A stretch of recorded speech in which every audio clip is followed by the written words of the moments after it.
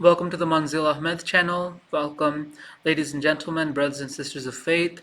Today I'm going to be talking about my proposal for reforming elections and the qualifications for political office. So we're going to start off. The rest of this stuff over here, you can see this on my website. But the rest of the stuff here in the book, the free and fair exchange and discourse of information of intellectual value shall not be prohibited unless for the purposes of mitigating a national security threat, but once information is no longer a threat, it must be released immediately. It is no secret that the information is manipulated and suppressed in mainstream and social media outlets and in public, and even due to political reasons in private education, as well as including but not limited to deplatformation, like getting banned from social media platforms, and bans on books and other information outlets, and even deletion or destruction of information. This even includes the promotion of ideologies, even through force, pressure, sanctions, campaigning, cancellation war, exclusion, public shaming, and ad hominem personal attacks, policing, incursion that are fundamentally repulsive to the human mind by nature. So essentially, they're like shoving ideologies that are repulsive to human beings um, by force. Um, and along with reforming elections and qualifications for public office, um, there's just some additional stuff here, and not having any debt with other countries that do not respect our rights.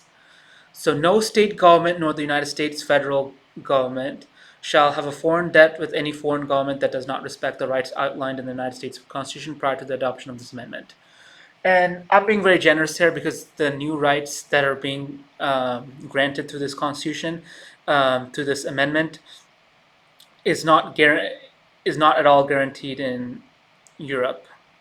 In fact, European laws violate a lot of the rights that are granted in this new proposal. But even so, they're our long-term ally, and they don't do any type of egregious, horrible stuff like the way what Russia and China does. So I'm just being very generous and just talking about like anything prior to the adoption of this amendment.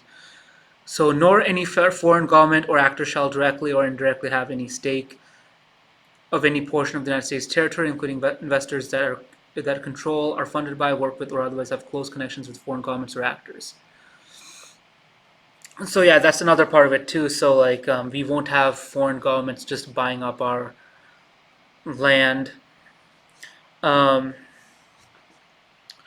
and any United States citizen who has rendered an exemplary and original service or served voluntarily and honorably in the armed forces or law enforcement for or within the United States may alternatively be eligible to run for becoming a president or vice president or senator or representative of the United States.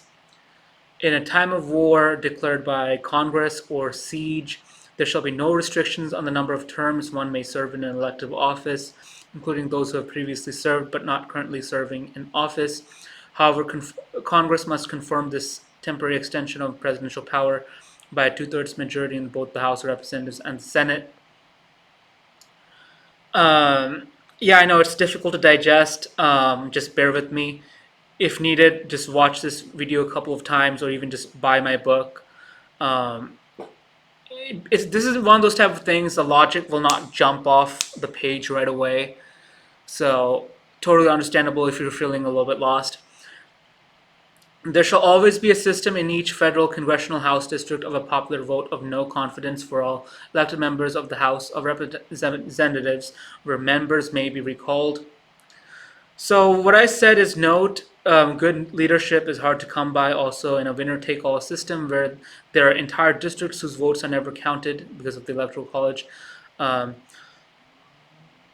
the Electoral College, this problem is eliminated when split voting is allowed, as in Maine and Nebraska, and it makes presidential elections more competitive and will represent people and candidates. It will better represent people and candidates.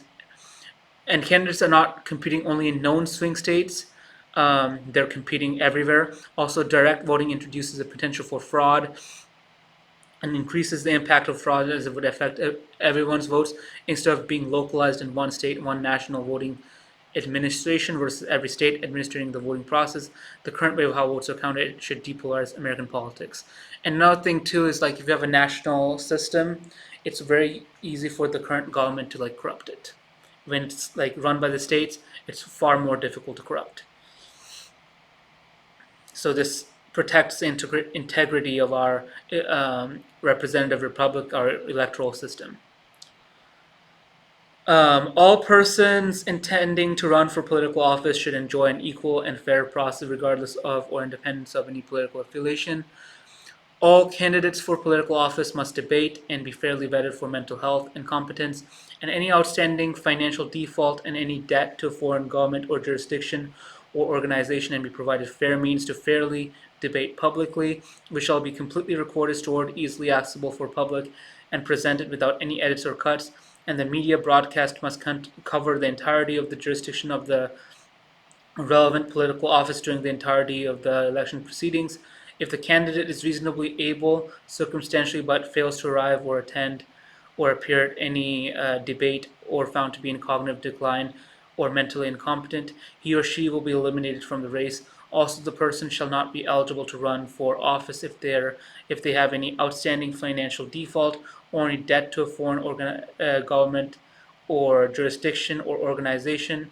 If a president or vice president of the United States have any outstanding financial default or any debt to a foreign government or jurisdiction, the respective powers of their office shall be transferred as per the provisions previously outlined in the United States Constitution, which is they would get 25th. And all states must appoint individual electors based on the winner of the popular vote for each uh, congressional district, and then 2 electors based on the winner of the overall statewide popular vote. So that's for the senators. This I covered in another video about if the Messiah re-emerged. So in election months, no practices such as but not limited to work, debt collection, or evictions shall be permitted that can hinder a person's ability to obtain proper identification, register, be properly informed, and go out for voting. And since this is kind of a bit of a religious matter, I'll say so. However, should the biblical Messiah emerge, and only after conclusive victory against and the destruction of the Antichrist shall the Messiah and other related leaders/leadership be permitted to assume all power and become the ultimate authority over the United States and all its affairs, regardless of its current condition or state of affairs. Just letting a way for Jesus to come into power when and if that time arrives, and the United States still exists. And election days, including primaries and election primary caucus meetings, must be a holiday. Mail-in voting can only be initiated by a United States citizen that is eligible for voting. Mail-in ballots cannot be issued without the verified prior request and approval by the pertaining United States citizen in question, and there shall be no drop box for collecting mail-in ballots that are publicly accessible. Nor shall electronic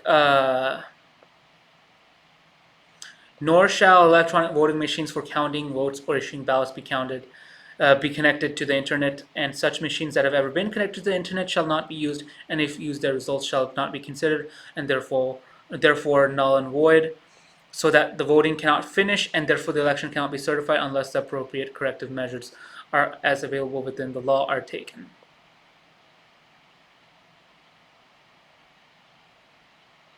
Furthermore, non-mail-in votes shall only be held and counted on election day, and votes can be certified after all the votes have been counted.